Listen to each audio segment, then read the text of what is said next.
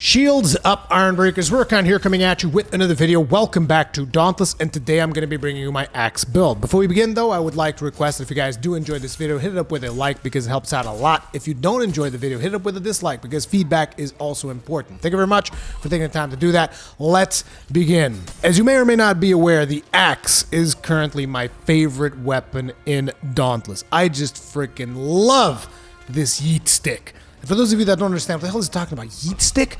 Yeah, dude, because there's the special of the axe, which is called the Grim Onslaught. And it is hands down the most satisfying thing I've ever done in this game. And once I've done it once, I was like, dude, this is going to be my favorite weapon forever. You can literally just throw this thing into a monster's face. And a lot of people are going to be like, yeah, but then you don't have it anymore and you have to go pick it up. It's like, that's the fun part about it.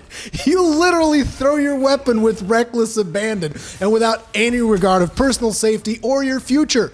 And as such, I wanted to do a build that would allow me to be a greedy little bastard with the axe, at least as greedy as I could possibly be.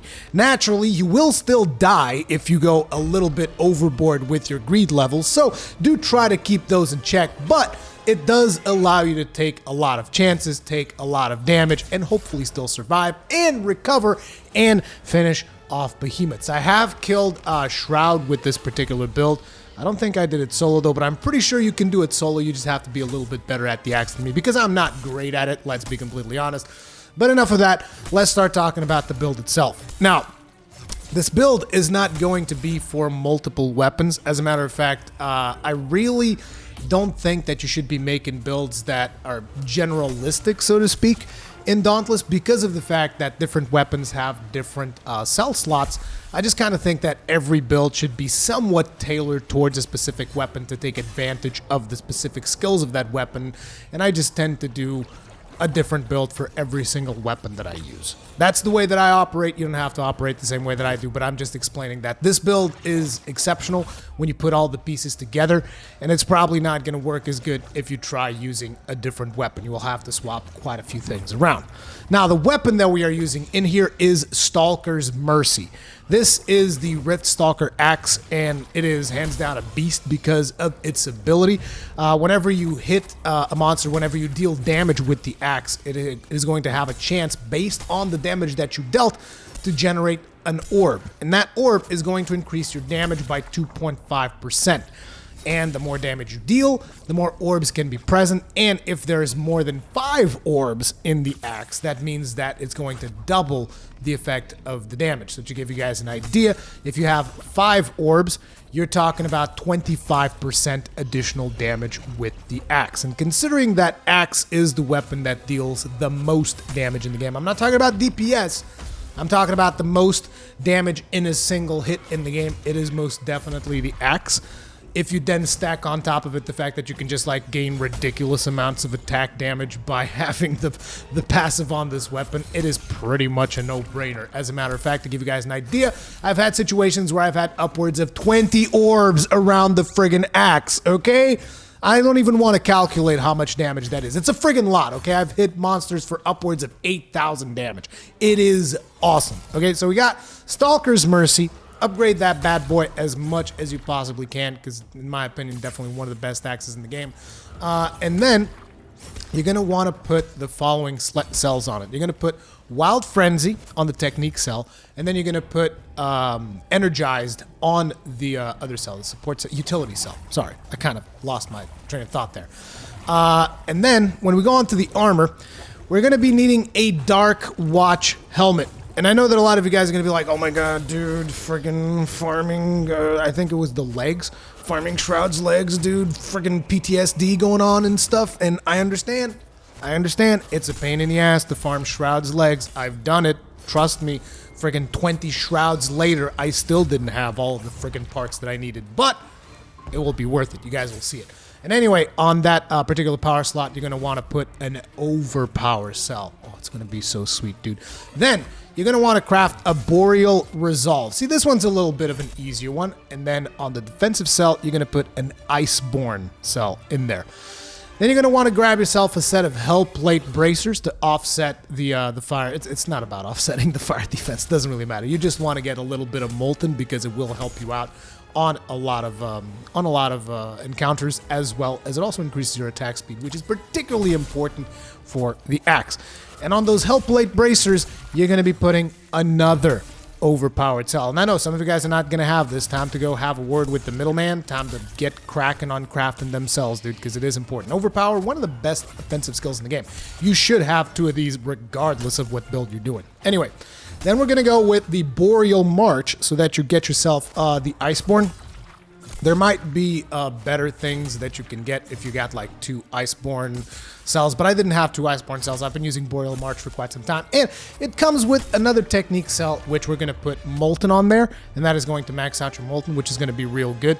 And then finally, for the Lantern, you are going to use Drask's Eye, and on that utility slot, you're going to put another energized cell, because you want to charge up that axe as fast as you possibly can to reach the maximum damage potential as fast as you can. And the really cool thing about Drask's Eye as well is that you will then want to use the instant ability on Drask's Eye right before you use Grim Onslaught, essentially giving yourself a 30% damage increase right before you yeet your axe into the monster's face. And usually I think that it aligns like you can charge the thing, so you use Drask's instant, you throw the axe, then you pick the axe back up. You'll be able to throw it one more time without using the instant, and then on the second one, the instant should be up again, and then you can throw the axe again with the additional 30% damage, and it's gonna feel real good. Anyway, if you've done all the steps right with the build, the perks that you end up with are going to be +6 energized, and by the way, +6 is maximum in Dauntless, in case you guys weren't aware. +6 is the cap of every skill. So you're going to end up with +6 energized, guaranteeing that you're going to be getting as much benefit from energizing your axe as fast as possible to reach the higher tiers of damage. +6 Iceborne, and this is the skill that allows you to go balls out, pretty much, because whenever you're under 50% health, you're going to receive 30% less damage, and you're going to get 8% lifesteal that will take you up to 50%. So the key to this particular build is that you are not going to be above 50% except at the start of the fight. So you will be above 50 at the start of the fight, then eventually the boss will take you down below 50, and at that point, you should be able to stay at 50 for the rest of the fight. Even if you take damage, it's like it's going to heal back up through the lifesteal of Iceborne. Then you got +6 Molten, which means that whenever you deal damage, it's going to generate 3 Molten Hearts, and you want to pick those up because it's going to increase your attack speed. And attack speed with the axe is going to be very important because it will allow you to charge your axe attacks faster, okay? Not only that, but the fact that you're attacking faster is also going to allow you to dodge more often. You're going to be able to dodge more attacks. You're going to be staying safe. At the same time, do remember you're at 50% health, so you have to play, you know, balls to the wall because you do have lifesteal, but at the same time, be careful because some attacks, particularly in Heroic Plus, will one-shot you. Okay, I mean, I'd say one-shot it. You're at 50% health, but you get the idea, right? Then you got +6 Overpower, which, like I've said in the past, is like the best damage skill. Whenever you break parts, particularly with the axe, you're going to be doing a lot of breaks, so you're going to deal crap tons of damage. This stuff is then going to stack with the passive on your weapon, and to top it off, you're then also going to have +6 Rage, which means when you're under 50% health, you also deal 25% additional damage. So, because you're going to be at 50% health, and Rage also triggers when you're at 50% health, you're going to be having 25% flat damage the entirety of the time after you go below 50. And on top of that, +6 Wild Frenzy, while you're under 50% health, it's also going to passively increase your attack speed by 50%. So, I think you guys get the theme here, right? You're going to go below 50, you're going to get 30% damage reduction, then you're going to get 25% more damage and 25% more attack speed passively. Okay? Then to top it off, you're going to stack that up with Molten, which will increase your attack speed and movement speed even more, thus increasing how agile you can actually be in the middle of the fray. And you're going to have Energized to keep your axe charged up and Iceborne to heal back up to 50.